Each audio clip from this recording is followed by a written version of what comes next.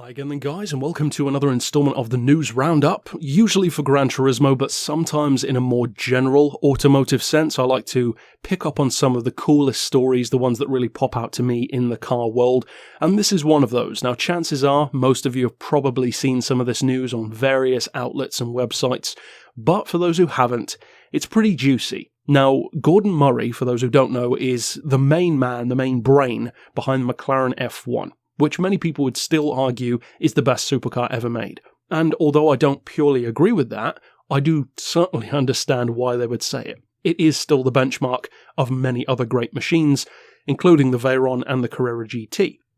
However, he is finally making a successor to the McLaren F1, and many people will probably be thinking, well, wait a second, surely McLaren already did, the P1. Not really. That's McLaren's successor. But it's not Gordon Murray's, because this is his own creation from Gordon Murray Automotive, and it's currently codenamed the T50, which is only a working title. It will probably have a name of some kind when it's actually released. But one thing in particular about this car really popped out to me on Facebook, where I was actually tagged in this news before I'd seen it by David Bennett, who's a supporter here on the channel. You can find him in a number of especially the original photo mode competitions, so he's been a long-time supporter of the channel. So thanks to him for cluing me into this news, because I don't follow a huge amount of automotive websites, because the vast majority of the stories don't interest me that much. This one definitely piqued my interest though, for the exact reason why Dave actually tagged me in it, and that is, and I'm jealous of this, it's going to be the first road car to have a ground effect fan. It's a fan car, like the Chaparral 2J, and of course, having Gordon Murray behind it, that's not too surprising, because he was involved in the development of the Brabham BT46B fan car, which won the 1978 Grand Prix race that it entered in. One race, one win, banned immediately. We've talked about it before, I have a lot of love for the car, and of course the Chaparral 2J had similar technology 8 years before, but not quite as efficient. So this car is going to be the first road car to have a fan system, or the first, factory-built supercar to have a fan system. He's planning to build 100 of them. They're going to cost around $2.5 million each, and the interesting thing is that he's not trying to go bigger and better in a traditional sense compared to what the F1 did, which I actually like, and that's not a surprise from Gordon Murray. He's more of a purist. It's one of the reasons why I like the stuff that he makes. In a similar way to Horacio Pagani, they're not constantly trying to make the most powerful or just the fastest thing out there. They're trying to make a more pure supercar experience, like the McLaren F1 or the Zonda F.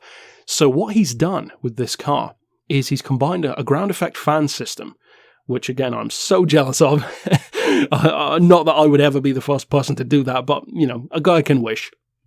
But he's combining that with a gorgeous engine, a 3.9-litre naturally aspirated V12, which I would have never thought we'd see something like that again in the supercar world because of all the hybrids that we have now, just the way that car culture is going, car regulations are going.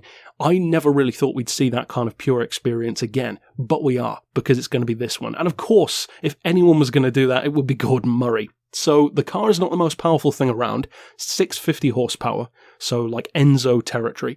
But thanks to the Ram air scoop on the top, in a very similar way to a number of other supercars, and especially some super bikes as well, the Ram air system actually makes it more powerful at higher speed, because you get better airflow into the engine. So you're looking at 700 horsepower at full chat, which again is not the most powerful thing out there, but if you think about it, it's kind of like having something that's the size of a McLaren F1, with the power of a Huayra, and the ground effect system of a Chaparral.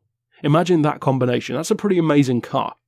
But one of the most amazing things of all is its light. And that is something which all hypercars have lost these days, and I've talked about that before. Of course, battery packs, electric motors, hybrid systems, all the tech and safety mandatory stuff that cars have these days, it makes them by definition heavier. They're not bad, the McLaren, LaFerrari, 918, they're not slow by any stretch, but I do miss the days of ultra lightweight supercars, and this is returning to that, because it's even lighter than the McLaren F1 was. In fact, this is lighter than the TVR Speed 12 was. It weighs less than 1,000 kilos. That's under 1 metric ton, which means you're looking at over 650 horsepower per ton, which, to put that into perspective, a Veyron has 530.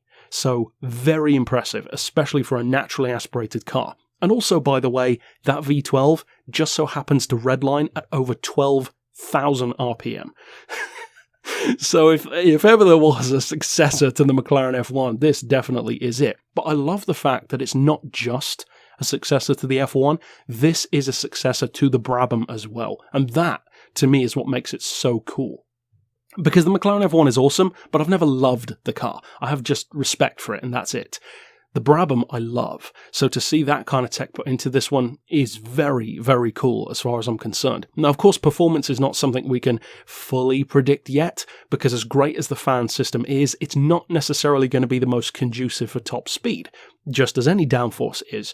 But that's not really the purpose of the car. It's not a Koenigsegg Jesko or a SSC Tuatara or a Hennessy F5. This is not that kind of hypercar. This is your F1. This is your Zonda F. This is your, Zenvo or Spiker. These cars which, yes, they may be powerful and fast, but that's not the ultimate goal. The goal is to be an all-rounder, just a perfect supercar experience.